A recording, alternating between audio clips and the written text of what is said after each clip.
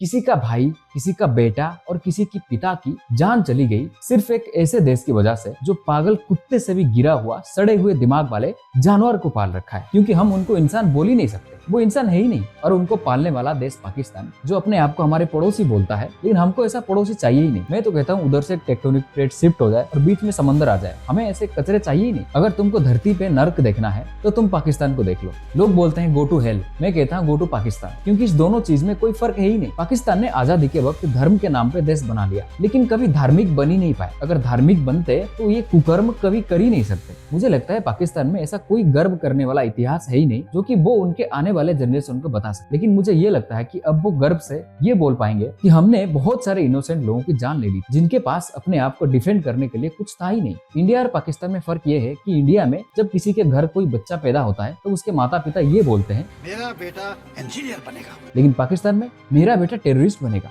हमारे सबसे बड़े यूनिकॉर्न लश्कर-ए तोयबा और जैश-ए मोहम्मद में सीईओ बनेगा। हम इधर आईआईटी बनाते हैं, आईआईएम बनाते हैं, लेकिन पाकिस्तान उधर एलईटी बनाता है, जेईएम बनाता है। लश्कर-ए तोयबा, जैश-ए मोहम्मद और कई सारे टेररिस्ट ऑर्गेनाइजेशन। हम इधर स्टार्टअप शुरू करते हैं, लोगों को खाना खिलाते हैं, शरबत पिलाते हैं, लेकिन पाकिस्तान डायरेक्ट नफरत पिलाता है। और तुमको ये पता है पाकिस्तान एक ऐसा देश है जहाँ उनके खुद के लोगों को उनके खुद के लोगों से उनके खुद के गवर्नमेंट बचा ही नहीं पाता। कभी ट्रेन की हाईजैक हो जाता है, कभी किधर ब्लास्ट हो जाता है। मुझे लगता है पूरे परिवार की परवरिश ही गलत है, पूरे के पूरे नालायक है। पाकिस्तान के प्राइम मिनिस्टर इंडिया में आज तक जितने टेररिस्ट भेज के लोगों की कत्ल कर चुका है, उसको पाकिस्तान के प्राइम मिनिस्टर नहीं क्राइम मिनिस्टर बोलना चाहिए। पाकिस्तान के प्राइम मिनिस्टर प्राइम ड्रिंक जैसा है। कब पाकिस्तान की आर्मी उसके ढक्कन खोल के उसके अंदर के पानी निकाल के फिर दूसरे पानी डाल देगा, पता ही नहीं चलेगा। पाकिस्तान इंडिया पे डायरेक्ट अटैक करता ही नहीं, टेररिस्ट के जरिए छुपे छुपे अटैक करता है। और अटैक होने के बाद कोई मानता भी नहीं कि मैंने अटैक किया, क्योंकि बेटा जितना भी बड़ा हो जाए बाप से डरता तो है। और हमें ऐसा बेटा नहीं चाहिए, हम तो उसको डिसोन कर ही चुके हैं कई साल पहले, कई दशक पहले। पाकिस्तान की इकोनॉमी एक डिस्कोनॉमी है, कब गिरता है कब उठता है पता ही नहीं चलता। सारे देश गर्व से कहेंगे हमने इस दुनिया को साइंटिस्ट दिया, और पाकिस्तान गर्व से कहता है हमने टेररिस्ट दिया है। कुछ तो शर्म करो, ऊपर वाले से डरो भाई। और उनको पाल कौन रहा है? पाकिस्तान की आर्मी, जो पाकिस्तान की आर्मी नहीं है, आर्मी है, और कभी कभी नमक आर्मी भी है, क्योंकि वो खुद को लोगों को भी मार देता है। इनकी जिंदगी गुजर जाएगी, इनके जनरेशन बदल जाएंगे, लेकिन इनके सोच कभी नहीं बदलेंगे। इनके लिए टेररिज्म एक एनर्जी की तरह है जो बस एक जनरेशन से दूसरे जनरेशन को ट्रांसफर होता रहता है। पाकिस्तान ने मलाला को इसलिए गोली मारी क्योंकि वो सिर्फ पढ़ना चाहती थी। जो लोग खुद के लोगों के तरक्की के अगेंस्ट में है, वो दूसरों के बारे में क्या ही सोचेंगे।